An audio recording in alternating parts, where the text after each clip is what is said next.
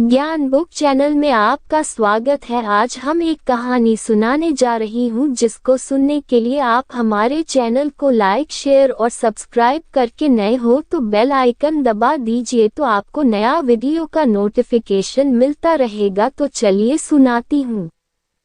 बहुत प्रेरणादायक कहानी है। एक राज्य का राजकुमार अपनी युवावस्था को प्राप्त हो चुका था। राज्याभिषेक हेतु उस राजकुमार को विवाहित होना अनिवार्य था। इसी बात का हल निकालने हेतु राजा ने सभा बुलाई। राजसभा में राजकुमार ने कहा, मैं अपनी जीवन संगिनी की खोज स्वयं करना चाहता हूँ। राजकुमार की बात सुनकर मंत्री ने सुझाव देते हुए कहा, क्यों न राज्य एवं आसपास के क्षेत्रों से सभी विवाह योग्य कन्याओं को आमंत्रित किया जाए।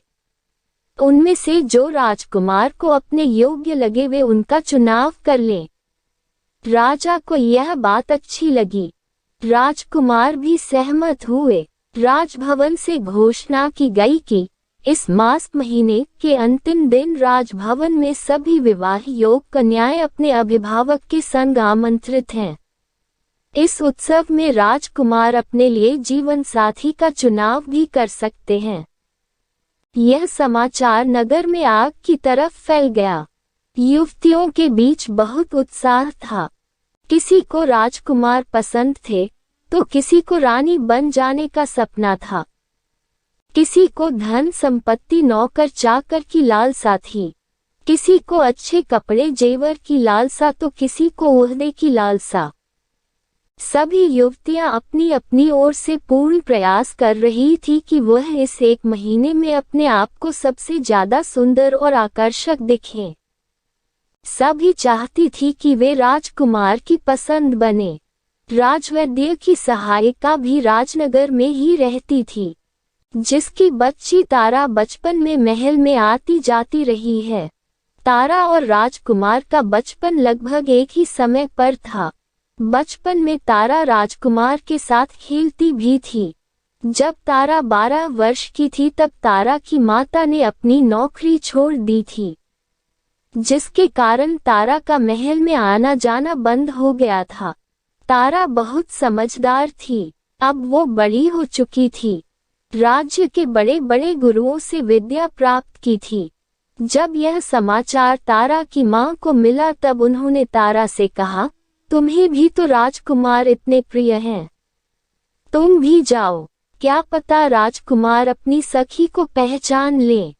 लिए उत्तरदायी हूँ, इसलिए मैं यहाँ उपस्थित हूँ।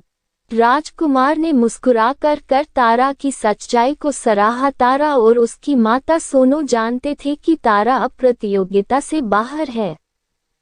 तारा दुखी थी, परंतु उसके चेहरे पर एक शिकन नहीं था। वह अपनी माता को राजभवन की सैर करा रही थी, साथ ही अच्छे अच्छे व्यंजन चखा रही थी। अब उत्सव अपने अंतिम पड़ाव पर पहुंच चुका था। राजकुमार अपनी जीवन संगिनी के नाम की घोषणा करने मंच पर आए। सब उत्साहित होकर प्रतीक्षा कर रहे थे। राजकुमार ने कहा, मैं जिस युवती को अपनी जीवन संगिनी के रूप में देख रहा हूँ वो आप हैं तारा। अपना नाम सुन तारा विश्वास नहीं कर पा रही थी कि राजकुमार ने उन्हें अपने जीवन संगिनी के रूप में चुना है। तारा की माता भी भाव विभोर हो गई। उधर बाकी युवतियों ने विद्रोह कर दिया। उनका कहना था जिस युवती ने गुलदस्ता लाया ही नहीं, उसे जीवन संगिनी के रूप में क्यों चुना गया। राजकुमार ने पक्षपात किया है।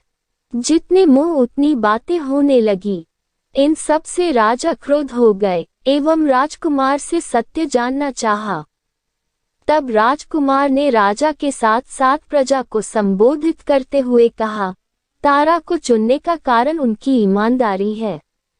आप सबको बांझ बीज दिए गए थे, फिर भी सब गुलदस्ते के साथ पहुंची हैं। जबकि तारा ने यह स्वीकारा कि उसके प्रयासों के बाद भी पौधा नहीं उगा। मुझे अपने जीवन में एक ईमानदार जीवन संगिनी की आवश्यकता थी, जो तारा को प्राप्त कर पूर्ण हुई।